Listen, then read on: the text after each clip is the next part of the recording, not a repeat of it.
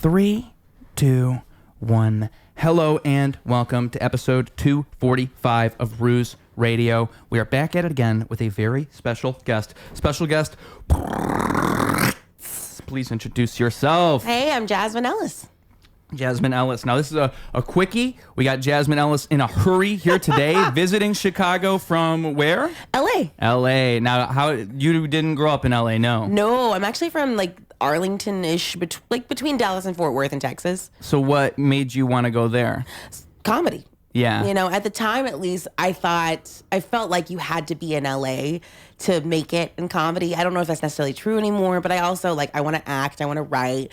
You know, even though production is moving and changing, around the time I moved, I felt like you still needed to be there. And, you know, an object in motion stays in motion. There's it's great to be in LA and be around other creatives who want what you want and have those connections, you know, whereas there's not really, I know everyone's like, oh, yeah, comedy's great in Texas, and they specifically mean 2 clubs in Austin if you sound like 2 particular guys and want to kiss their ring. Right. But that's literally a block of Austin and not all of Texas. So I love Texas so much. I love my family there, but there's not an industry there. There's no television or films being made there. They don't have film incentives. Yeah. So the furthest you can go is headlining your local club. I did that. And then I moved to LA. Seems like that's the story a lot of the time with a comedian or somebody who moves to a major city. I mean, that's why I moved here. Mm-hmm. I mean, I don't do comedy, I do music, but it was it's kind of you can just sense where the ceiling is. Yeah. And if you actually want to get somewhere, you need a bigger ceiling.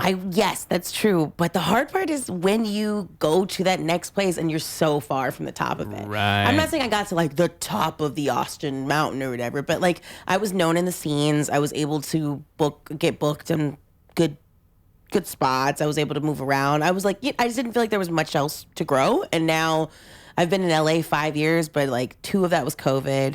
2 of that was strikes. A lot wasn't happening. Now there's so many out of work actors doing stand-up again. It kind of creates this domino effect where everything goes down. So I'm definitely still clawing my way up. I'm a regular at some clubs, but I'm not a regular the store yet or anything like that. So yeah. Do you like LA though? You enjoy it there? You know what? I enjoy my career. That sounds like a no. God. People from LA get so mad when transplants don't love it. They expect you to be like, LA's the best place in the world. And then they want you to hate where you're from, if that makes sense. So, you know what? You asked me if I like it. I do. Do I like it more than Texas? No. And that's okay. It's okay. Yeah. But I'm there for what I'm there for. I've got some good connections. I love my husband. Home is where your family is, you know. So, I just, everywhere. What don't you like about it? Okay. So, in LA, every day, every single day, you will spend more money than you expect to for dumb things constantly. And then when you point out how dumb it is, people go, well, duh. Right. I used to work in Beverly Hills. One time I needed gas in Beverly Hills. I pull up to the gas station. The guy starts grabbing my door. I said, what are you doing? He goes, oh, this is a full service gas station. I was like, oh, is that included in the price? He goes, no, it's an additional $35. And I'm like, you want me to pay $35 for you to pump my gas? And he's like, this is Beverly Hills. I'm like, no. So I drive around. Then I worked in a different place in Beverly Hills. I had to pay $60 a month to park at my own job, which is just a big city problem, you know. It's just... See, I sound like such a whiner. This is the kind of things you say you don't like about it. People from the city will say that's ridiculous, but anybody who's not from a city is like, what? It's like that? But here's the thing is I lived in Dallas and Austin and didn't deal with stuff like that, which they're not as big of cities, but they're still fully functioning huge cities. Yeah. So I've lived in major cities and not constantly been shook upside down for the change in my pockets. Right. And the thing about LA is at least I feel like when you're in New York or other major cities, when something is expensive, it's nice. Right. You're like, oh, well, I'm paying extra for this. For this. Yesterday, I went to Michael Jordan's Steakhouse. Yeah, which is right downtown for those that don't know. I mean, that's that's an expensive area. Yes, it is. Yes, it is. And you know what? The parking was right next to the Gucci store. Right next to the Gucci store. Fancy. So that's Chicago's fancy. Parking was $19. Yeah. That's not a big deal to me. That's nothing. Because I've been hosed in LA for 5 years. I was like, girl, I got it. Yeah, I bought a stupid air espresso martini, which is it's a Michael Okay, so it's an espresso martini, and then on the top they do this little the Nike jump, the Air Force, the jump man, the Michael Jordan symbol. they put that in cocoa powder on top of the drink. Oh my God. And it was $23. Which, by the way, they're probably just putting like a little template on top and shaking stuff through it. Yes, Like they were. There's no craftsmanship involved in that. It was a very strong but not yummy martini. Yeah. But I'm just so used to having an expensive, not fun experience. Exactly. And having an expensive... Not that having an expensive, okay experience is better. Like, that's the thing, is you're going to spend so much money and never be that impressed with anything. Right. Also, again, with LA people are going to hate me. I'm a good cook. I'm a really good cook. And so I'm very rarely impressed with LA restaurants. And then because every bitch out there has, like, celiac or is vegan or is paleo, like, people have so many restrictions. Yeah. All the food is very bland, and you sit down and there's like 10 condiments in front of you. And I don't like cooking at the table unless I'm a hot pot or a Korean barbecue. Like, why? You know what I mean? This is a burger joint. Why does everything taste like nothing? So I'm a hater or whatever. And then everyone will always be like, oh, the good food is you just got to go behind this truck and go down an escalator and then show your fingerprint, ask for Javier, not Jose, and come on the second Tuesday of the month, and then you'll get the good food. And it's like, I'm tired of everything just being a secret. Everything's a secret club that's expensive, and you get to wear sneakers. And none of that appeals to me. Yeah.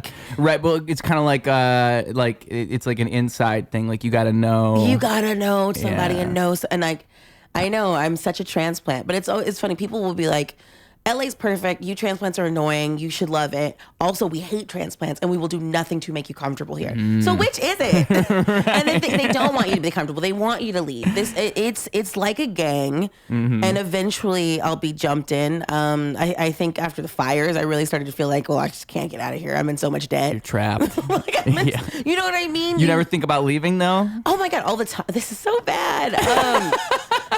The anti-LA podcast. I do think about leaving, because with the way social media has changed, you really can, if you have a career in the arts, you can build a following anywhere. Yeah, and especially if you've already got something established. If you've already got something established. What's important is being able to have a low overhead so that you can spend your time and your energy on your craft.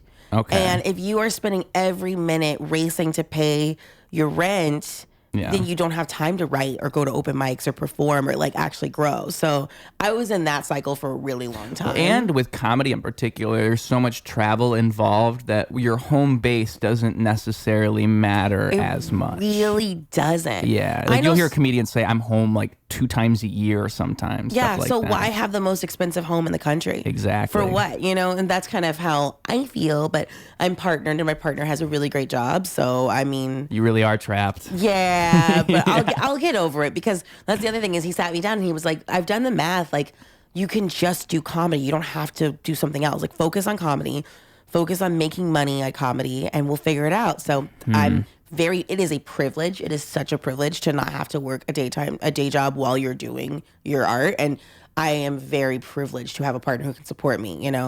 Most comics who aren't a huge name, you ask how they're getting by, they won't say it, but it's their parents. Yeah. It's their sugar daddies. It's their partners. Actually, honestly, it's mostly exhausted wives. Yeah. So I am just excited to be for the gender equality of that is. Well, and like I think too, even like established comics, you'll be surprised to hear that they are not making that much money. I think like the holy grail of comedy is super hard to reach. Yeah, it is. It's almost impossible. And like the people you think are successful probably aren't even that successful. Well, that's the thing too, is comedy is kind of for nerd. I don't like the way I'm sitting. I'm uncomfortable. Can I? Yeah, you do you. Okay. You can move that mic around. Okay, comedy is kind of for nerds. Yeah. So like, you think like when you're in it, you think everybody knows and loves comedy. If you were to stop the average person on the street and ask them to name 5 comedians, they are going to name the most popular 5 comedians for 20 years ago. Right. They're literally going to go, Jerry Seinfeld. What's the one he got slapped by Will Smith? Like, they don't. It's not sports. Yeah. It's not even music. Like comedy is like way down here. Yeah, it's kind of a niche thing. Yeah, and the way I know that is the fact that whenever someone fails at something else, their agent's like, want to do comedy? Like, it's... and I hate that I am so in love with this money suck. Yep. Listen, the second I'm not having fun, I'm going to quit. And if you ask me, folks, that's the exact kind of passion that makes life worth living. And what I love about doing a show like this is that it allows me to see the different areas in which people find such passion, where people find their purpose. And I think we all have different places we can find our purpose, but it's so important. It's integral to happiness to find that, whatever it is for you. And I think it's infectious. When you see it in other people, it reminds you that it's there. And it's why I love doing this. I love seeing the different ways people can just express themselves and what lights people up. And I just want to keep bringing that to you. And I want to keep infecting everybody with this purpose-driven thing. I want to give everybody some idea of what it's like to have a purpose, because I think we all need to be reminded every now and then. We all need to be shaken awake and told that there's more to this life than just existing. And creating is that to me. So I love creating this, and I love bringing you creators. And if you like what we're doing here, you support all that, you're down with all that, please make sure you support this show on Patreon. $5 a month, the price of a coffee, the price of a beer at the bar, and you help this show grow. You help this show become bigger and better than it's ever been. It's the greatest way you can support the show beyond just sending me cash on Cash App or PayPal. I tell you, Patreon is the one way where you can be a part, you can be connected, and connected to the life force that is this show. And you help the show grow literally. You're going to help us, and you're going to make it easier for me to expand and make this bigger and better for you. Now, that's the main perk, but there's also plenty of other perks with Patreon. One, you got Patreon exclusive conversations, some podcast content that's only ever going to be on there. Two, you get to hear my music early before you hear it anywhere else. Three, you get to hear songs no one else is ever going to hear. It's only on Patreon. And four, you get your name on the screen right here, right now, and at the end of every single episode. All that stuff to show that I appreciate you appreciating me. Now, let's say you can't afford the Patreon. Well, if you can't do that, that's totally fine. Just make sure you like these videos, subscribe to them, comment on them, engage with this content to let me know that you enjoy it, because that's all I really need. I just need to know that I'm doing the right thing here, and I love doing this, so please help me, remind me that I am doing the right thing. Tell me I'm not crazy is basically what I'm saying. Now, let's get back to Jasmine's connection with comedy. What do you love about comedy? What keeps you doing it then? I love the sound of human laughter. Yeah. Which sucks, because what I should love is the feeling of a like. Right. I should love being subscribed to and being shared, but I don't feel that. Yeah. But when I am, like last night, I only sold like a third of the room at Zany's. Yeah. Old Jasmine would be like, that was a failure. You wanted to sell out. You didn't sell out. But I was like, everyone there had such a good time. I know they were not blowing smoke up my ass. Like, right. I was leaving and I could overhear people whispering about how good it was, and I was like, I made their day better. Yeah, and that's what really matters, right? Yeah. And like with comedy compared to other things, you do get that immediate response. Like, yes. It's so different than like I always compare it to music in the sense that I have the privilege of people being able to lie to me. They can lie. They can say, oh, that was great. Good job. And I will never know if they liked it or not. Whereas comedy, if they don't laugh, they don't laugh. They don't laugh. You just have to feel that. You can feel the difference of like clapter where they're like, that's a good point. And then like that involuntary, like, I'm just tickled. Yeah. I'm having a good time. And I felt really good about it. And, I'm building my next hour. So yeah, I do think I love the dopamine of a good laugh. Is that what made you want to do it in the first place? Mm-hmm. Is just you liked making people laugh? And yes. And I also, people kept being like, have you thought about comedy? And I was like, me? Maybe. When did you start? I started right after college. I had graduated with my degree in broadcasting and journalism. So I wanted to be a journalist. That was the goal, like serious news journalism. But then I kind of found my way into radio because my first internship was in radio. And I was doing that, and I got a good job doing radio. And I was like, I can stick with that. But then my dad got very sick, and my mom got laid off, and it was just kind of this really complicated situation. So I left the small town I was living in and went to Dallas to kind of help out at home. And I was working retail, which is so funny because the new hour I'm working on is about quitting jobs and hating jobs and service industry and retail and all that stuff. And it's really relatable to people who've done that. And I was working retail, and I was just one day I was having kind of a mental breakdown in the break room, but funny, cute, a cute mental breakdown. One of my coworkers was like, the way you phrase these rants is so funny. Have you thought about like making it stand up? And that's pretty much still my style. Interesting. Is it stream of consciousness with punchlines along the way, Yeah. building the stories. So I don't really have like a cookie cutter style, but that's it. And that work, because the thing is, like, I think that's how a lot of people get into it, and then they can't figure out how to translate it into comedy. Like they'll be like, "Oh, people think I'm funny," but then you start to try to make it a joke, and that's the hard part. Yeah. You know, putting in punchlines and putting in moments for the audience to laugh. You know. The problem is you're saying putting in and adding. Most Yeah. people need to subtract. Oh, the really? difference between how a normal person speaks and how a comedian speaks on stage is we do, and shout out to Jenny Zagrino. If you're not a fan of Jenny Zagrino, you're a dumbass. You need to be a fan of her. She's the best. She's one of the best. Okay, one of my best friends too. And she uses expression, it's the economy of words. Okay. So you think of it, you have a limited amount of words that people can process. Yeah. So you need to say the funniest thing the fastest way. Exactly. Right. Yes. Right. And most people add a lot of, I mean, even now, as we're like, you ever notice like a lot of podcast people, or a lot of people are so funny in a podcast and they suck on stage? Right. Yeah. Because in that moment, each second counts against you. Yeah. So you have to utilize silence, facial expressions, exasperated side, like all of it goes together, but it's so much more calculated than how we speak in real life. You know the quote, "Brevity is the soul of wit," if you've ever heard Love that. it. I think it's Mark Twain that said that. But it's, to me, that's like, or I was reading this book, and it's like crazy because this is by Freud, and it came out before, I mean, this is like 1901. Like, this is before comedy, stand-up comedy was a thing. Yeah, it was just blackface back then. Yeah, it was just minstrel blackface and like shows. stupid jokes about like one-liners that dudes would say at a bar. Like, that was comedy.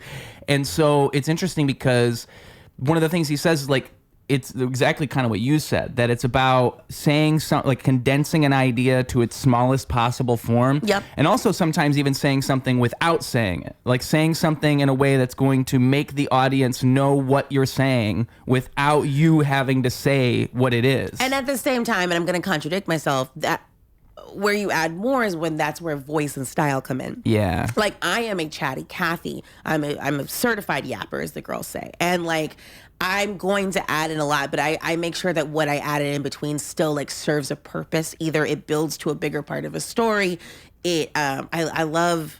I love to talk about a person and create enough evidence around them so that the audience is picturing this guy, Yeah. what this person looked like or sounded like. You know what I mean? So I will flesh out details if they serve the bigger plot later. It's gotta be just enough. Yeah. Yeah. The payoff has to be worth it. Right. And you figure it out by writing. You figure it out by performing and writing and failing and getting it right, and you just figure it out. Yeah. I mean, and how long have you done it for then? So you said out of college. 12 years. 12 years. And how would you, if you go back and look at your stuff when you started, like how much pain is that? How much better do you think you've gotten over those 12 years? This is gonna sound so cocky. I think I guess Here we go. I am very good at gauging myself based on where I was at.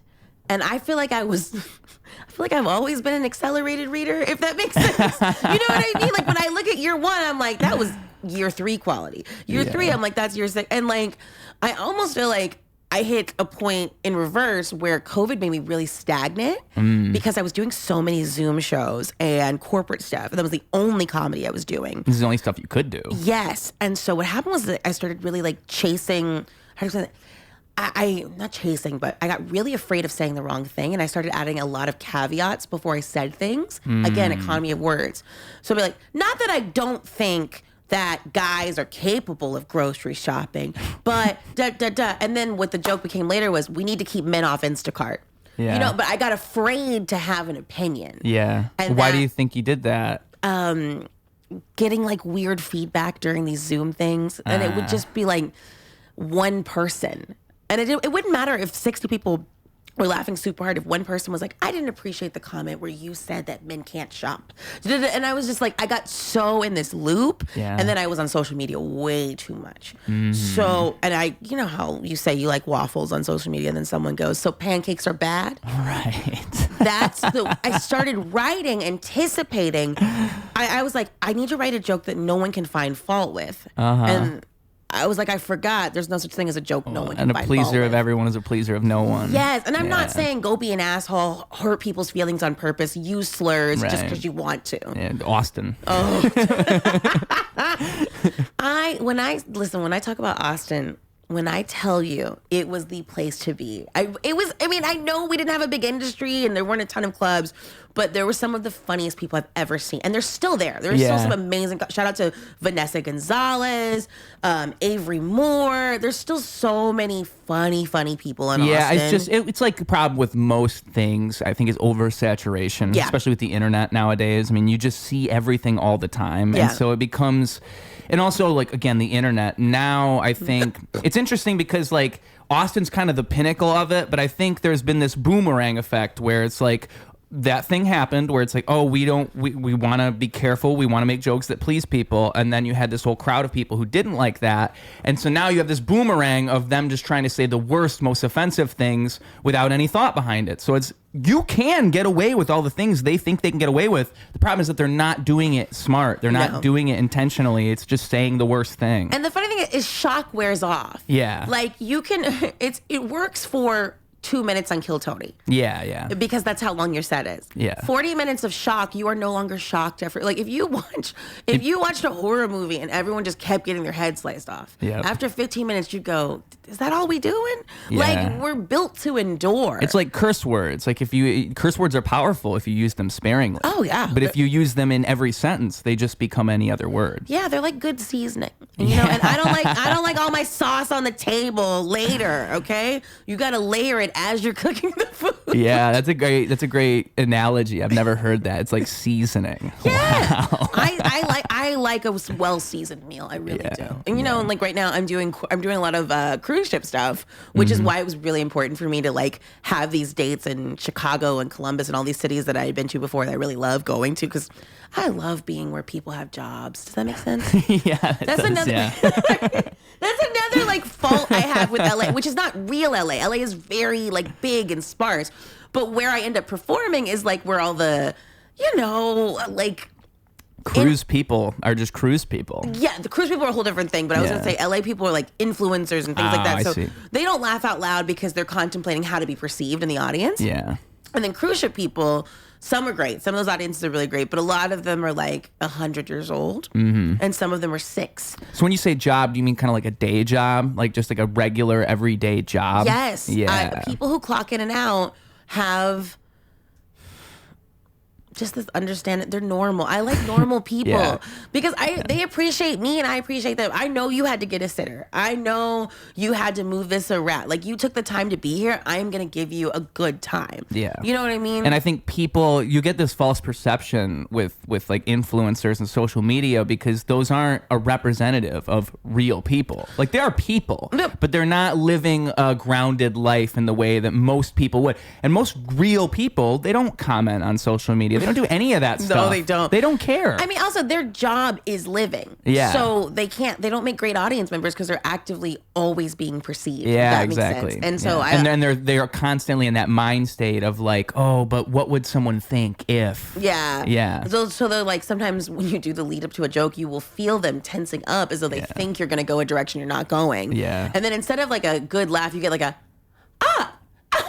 yeah, I approve. Oh, yeah, no, that joke's you like human rights. Me too. Right. Like they were just so in their head. Yeah. But then again, there's some great spaces. Like I run an awesome show in LA called why can't I remember my own show?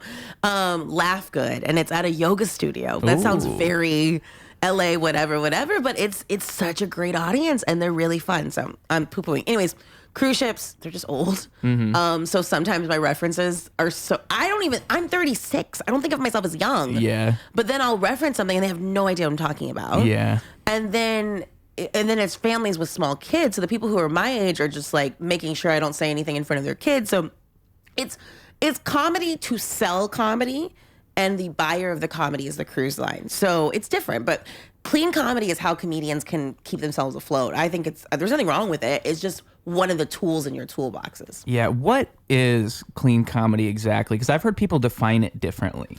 It's because it changes every time. Right. It is clean comedy, in my opinion, just my humble opinion. Although I will be teaching a clean comedy course. Clean comedy to me is bespoke comedy that you are creating for and with the purchaser, if that makes sense, because it depends on the situation.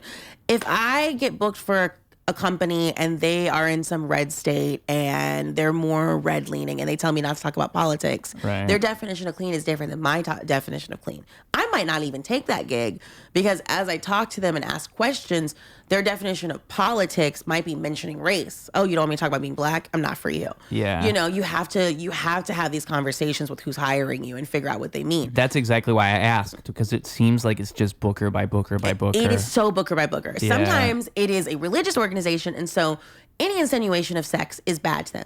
I've also noticed when I was single and I talked about sex, that was whoa. Now that I'm married, I can absolutely hint about sex because you know I'm doing the kind God likes. Right.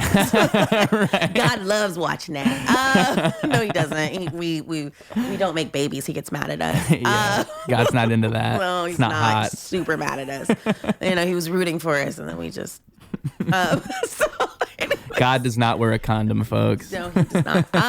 So yeah, it is absolutely, it is a product that you are creating for the experience. And that's why you should ask for a lot of money to do it. I definitely think comics who work clean should make great money at it because you're being paid by the moment versus if you do this unfiltered, whatever I feel like doing comedy, it might take you a little longer to make a living at it, but the sky's the limit. Yeah. Now, eventually, you do come to a crossroads where, like, you have to decide what your brand is. Are you a clean comic? Are you, I don't think I'm there yet. Right. I kind of do what the moment serves me and whatever it is. Like, I'm one of the few people who has a dry bar and a don't tell. Yeah. No, I'm one of the few people who has a dry bar and an OnlyFans. So Dry Bar is clean? Yes. Oh, I didn't know that. Dry Bar is clean. They are based in Provo, Utah. Oh. When you sign up to do it, you have to watch this video that goes, you may be a clean comedian, but are you a Provo clean comedian?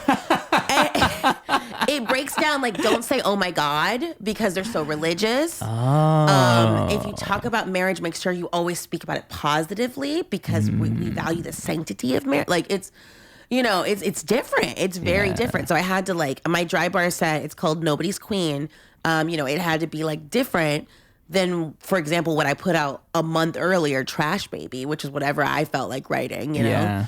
So, and then I did a OnlyFans special. You know about the OnlyFans specials? Yeah, LMAOF. LMAOF. I don't even know how to disable my account. I got locked out. And I haven't posted in like a year. Yeah. I think there's just like one guy sending me $5 a month and I can't get it. But on that one, you know, I talked about a colonoscopy and butt sex. Like I just think human beings have very varied experiences. I agree. And it's like you wouldn't say the same shit in front of your grandma that you would in front of your boss, in front of your friends, in front of your... So yeah, I'm a chameleon like that. Yeah, that's one of the funnier parts about if you are one of those dirtier comics and then your parents come to the show, right? Because it's like you would never say that stuff to them casually. You would never bring up your sexual experiences and butt plugs and all this to your mom. But your mom's there and she's at the show and we were going to talk about this. So am I going to change my whole set for my mom? I don't know. What's funny is it doesn't bother me when it's my parents, but when my husband's parents are there, yeah, right. I do. Because I feel like it's too late to audition for my parents' love. Like they've already decided how they feel about me. Yeah, that's a good point, right? And once you're past 18, it's like they kind of just give up at that point. They can't change you anymore. Yeah. But with I still want my parents. I want my husband's parents to think I'm a perfect angel, and I'm like. No. And you can't unsee that stuff. You can't unhear certain things. Yeah. And I love my mother-in-law. She's so cute though, because she's one of those people who like does this. Oh wow, yeah. That's her shock. Yeah, and one time she was in the front row, and I was like, oh Lord, it's gonna be a long 30 minutes. Yeah. But I love her. She's great. Yeah, you got to do what you got to do, right? Yeah. Well, I told you guys it was a quickie. We're almost at the end of this one already. It went by so fast. I know. Just that's how it happens. I mean, let me think. Do I have any other good questions? You're in Chicago. What's your favorite thing about Chicago? The food. The food? I am such a foodie. So actually, it's Restaurant Week, the week that we recorded this, and that means that like all these restaurants do. You know about this? No. Oh my God! Why does nobody in Chicago know about Restaurant Week? I'm obsessed with it. No idea. Look up Chicago Restaurant Week. There's like hundreds of restaurants as grouped by neighborhood, and they do this thing where lunch is $30, but these are all like 5-star restaurants. Yeah. And dinner is $45. That's why you were at the steakhouse. So that's what I've been doing. Is every day I eat a protein bar for breakfast that I brought with me. Right. Then I go have a lavish 2-hour lunch. I write I see a little bit of the city. I take my leftovers home, and then I eat them when I'm drunk after the club. It is. Well, I haven't been drunk, but you guys do pour a strong pour out here, though. Yeah. It feels like I work in the service industry, and I can confirm. Yeah. Yes. Why do y'all serve stronger drinks in Chicago? I can't explain it. I think we're just alcoholics. I think it's just alcoholism. Because another thing too, though, I had like 3 fairly strong drinks last night and did not feel drunk. So I'm thinking like, is it burning through me faster because my body's trying to keep warm? Yeah, maybe. Like, maybe. There's got to be some scientist who could explain. I'm not that professional. I need to know because I know in Texas I can drink because I'm sweating it out. So yeah. maybe it's the reverse. I don't know. Maybe. Do you have any more important questions for me that I can answer about food? Important questions about food. What your favorite Chicago restaurant? You got one? I think it's Beatrix. I've been there every time I go. The menu changes. Where's that at? Ooh, I'm still bad. Or at least what kind of food is it even? Oh, it's like Southern American fusion brunch. Ooh. And they have like great deviled eggs. And every time I've gone, it's been different. Oh so my I God. really like it. They're pretty good. Yeah. Beatrix. I think that's the only place I've been like 2 or 3 times. I like Portillo's. Yeah. I'm basic. Yeah. I don't like Italian beef though. That's all right. It's weird. You don't have to. I think it's a hearty meal. Like you have to be ready for that. The first time I had it was at a 3-year-old's birthday, and like, you probably just have trauma yeah, associated. and the kids didn't like it either. And it was one of those things where the dad had one job, Yeah. and so everybody's just eating soggy meat. Right. And I was like, this can't be what y'all do for fun. Yeah, I work at Giordano's, and people will ask me like, "How's the Italian beef?" And I don't want to tell them like it's not special. Is Giordano's their big like deep dish pizza place? Yeah. You know, It's one of the top ones. It's only like you go to Chicago, you either get Giordano's or Lou Malnati's. Those are the 2 people always say. I like it. I think it's very good. Yeah. The thing about the pizza though is it's an event. Yes, it is. And that's why people in Chicago, like they'll say they don't like deep dish. It's not quite that. It's that people in Chicago aren't eating deep dish all the time. Yeah, it's like in Louisiana, you're not necessarily going to eat gumbo all the time. Yeah. It takes hours to prepare. You can only make it in like huge buckets. I feel like Chicago, like the deep dish is it's definitely a soup of a Yeah, pizza. it's casserole. It's a casserole. It literally is. So you need to be able to sit your ass down and wait for it. It's It's a whole ass thing, yeah. And the thing is, if you ate it all the time, it's not special anymore. Same thing with the gumbo. It's like, well, now it's just any other meal. Yeah. And now it's like, why would I even look forward to this? It's just so funny because everyone I know here only has deep dish when I visit, and I'm like, can we get? That is how and it they're goes. Like, fine, we'll get one of your tourist ass pizzas, and I'm so happy. So true. Like again, I work at Giordano's, so my mom every time she's like, "Oh, we can eat at your work." I'm like, I'll subject myself to that for you. You don't have Mom. any loose deep dish pizza in here? I wish I did. I really wish I did. Wouldn't that be so great? That would be great. It'd be like the perfect gift to give you. Just a loose piece of it, right? No, Just one. And you can't even have one because it just like implodes on itself. You can't. You have to kind of have the whole pizza. And the thing is, too, it's all right when it's microwaved, but it's even like stronger, like because the cheese kind of remelts, and that's good. But it's even more so. Because, I mean, people say that about regular pizza, but I don't agree. I think regular pizza is best when it's fresh, and deep dish especially. Like, deep dish when it's fresh, like, you got, like, a 20-minute window, I would argue. But, my friend, do you have an air fryer? No. What? I knew you. I looked around this spot, and I said, there's too many books and too much chaos. I know you don't have an air fryer. This is a very single home. Yes, it is. You need an air fryer. I know. You need an air fryer, because if you air fry your pizza to reheat it, I'll change my life. The way it crisps up on the, God, people are going to be like, I don't know, all this bitch does is eat. No, but it's... And complain about LA. I also don't like LA because bitches don't eat it. They don't eat in LA. Yeah, right. Everybody And they don't has appreciate it. They all have hungry breath. Like, people just like to walk around drinking smoothie. Maybe it's... I hang out with too many influencer types. That's my problem.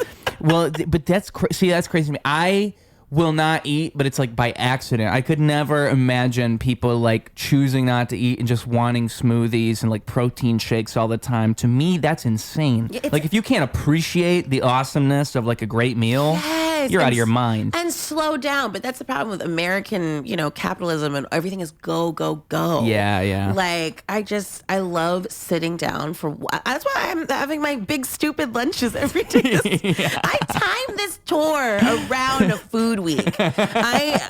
Listen, life is too short. I want to be the Anthony Bourdain of comedy, of yappy bitches. You know what I mean? Yappy bitches. You know, you got to represent the yappy bitches. I do. I really do. And the thing is, like maybe you could take that even farther. You know, start Bourdaining it up. Like bring a camera with you, start filming. Because I mean, if you're traveling, especially, I do. I need to. I literally recorded everything I've eaten this week. I'm so bad at posting. Me too. And I record everything. I take pictures every time I go to a restaurant, and I never post them. And I have this plan. Like I'm gonna make an account called Ruse Choose. It's gonna be amazing. Do this today. That's what I'm saying. Do it today. And I take the good pictures. I always take it. Especially because you live in such a foodie town. Yeah. And people love following food accounts. Mm-hmm. Especially if you go, no offense, but faceless. Not that there's anything wrong with your face, but people just want to see the food. Yeah. Like focus on the food. They don't give a fuck about me. Really, sometimes. Then again, for every like faceless account, there's a Keith Lee. Yeah. People love him.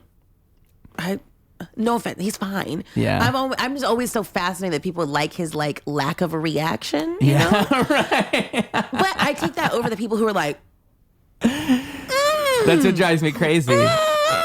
Yeah. I can't stand They're it. hamming it up. It's just too hammed up for me. So hammed up. And it's like, just be real about it. If you like it, you like it. If you don't, you don't. I just had him on the podcast. His name's Corey Wagner. He does really good food reviews because if he doesn't like it, he'll just straight up say. And it's so entertaining to me just to see him eat something, go, yeah, this is not good. I love that because now I trust you. Now I know it's real. The last time I gave something a really bad review, and I actually did publish this, it was a crumble cookie that was so bad, and it was after the founder came out, and I was like, "You're telling me a homosexual made this cookie?" Somebody's lying. It does not. No, not one of us. Not the girls, gays, and names. That is funny.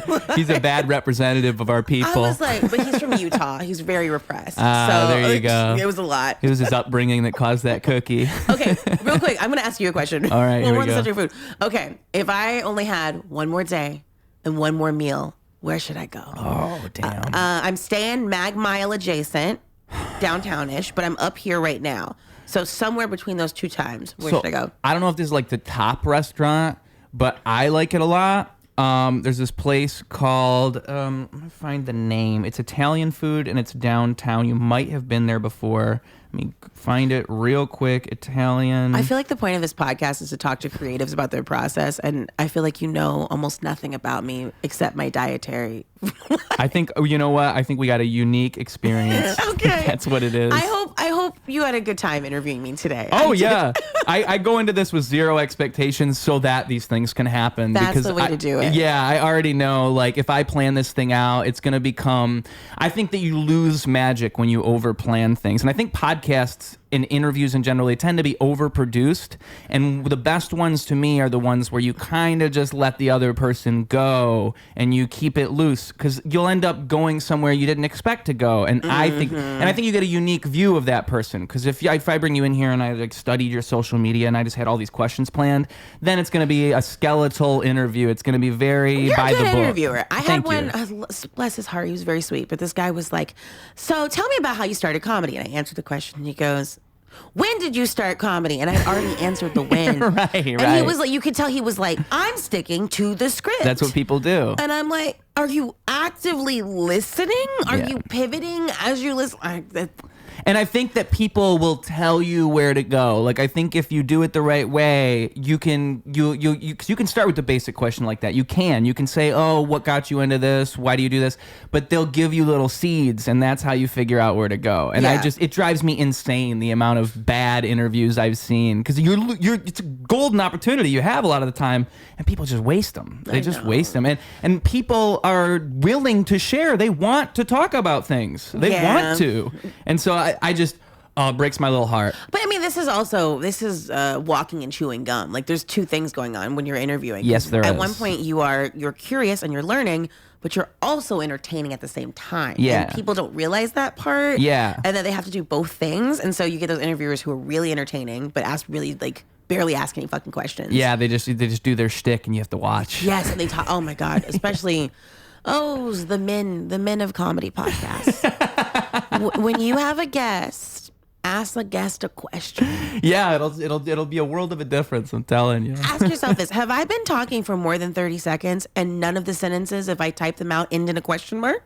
Right, yeah. Maybe ask a question. Yeah. And the thing, and everybody's different, too. People have different rhythms. So, it's all about, like how I look at it is, I don't know if I think I made this up, but it's like if you don't like the answers, ask better questions. Yes. Meaning that if you don't like how something is going, you're doing something wrong. Like you're not being inquisitive in the right way. Like you can shift the energy just by asking the right question. Yes. And to me, that's like life changing once you realize something like that. That applies to interviewing. That applies to job interviews. Everything. Crowd work for sure. Yep. God, have you seen bad crowd work videos? Yes, I have. And half the time, and you're like, oh, that guy was no fun. But it's like, okay, but how many times can you ask, what do you do for a living? Like, that's good. That's a good technique. Thank you. Okay, and the restaurant is, before I lose it, The Village. It's downtown. It's in the Loop. So it's like it should be right next to where you're staying. It's called The Village. It's not expensive. It's not like a super expensive restaurant, but it's a nice Italian food. And I love Italian food. Me too. I don't know what it is. I think, like, I don't even think there's any Italian in my blood. I think it's like carbs. I think it's as simple as that. A good comforting carb is really nice. And I think you need the carbs to stay alive. Like,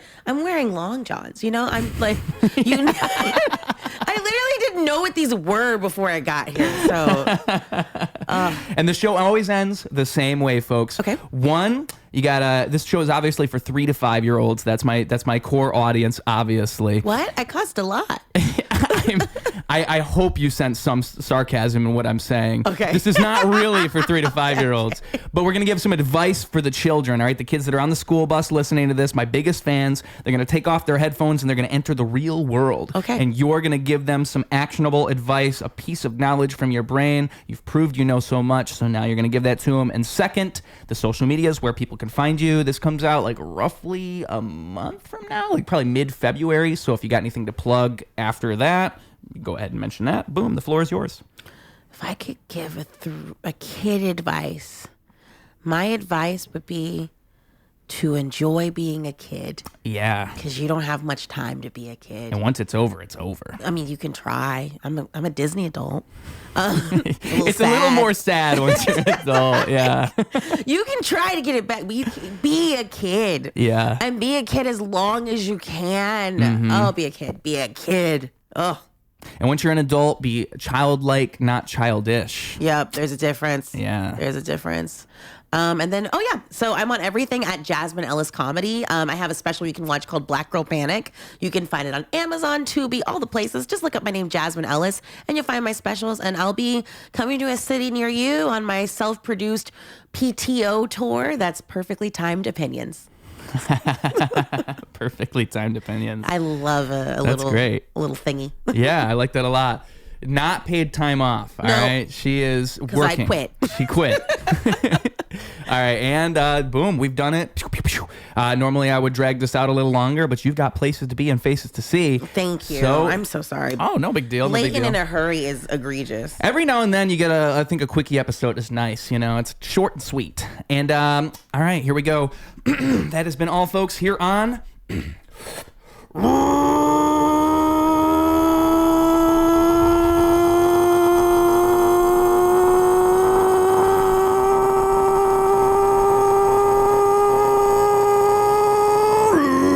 Radio. Clocking out. Double down, competition couldn't help him to rock. Missed the whole time, holy fell through the flock. That's an ordinary miracle, wealth to the block. It's a balance in the character that's calm and collect. It's apparent his caricature is lost in the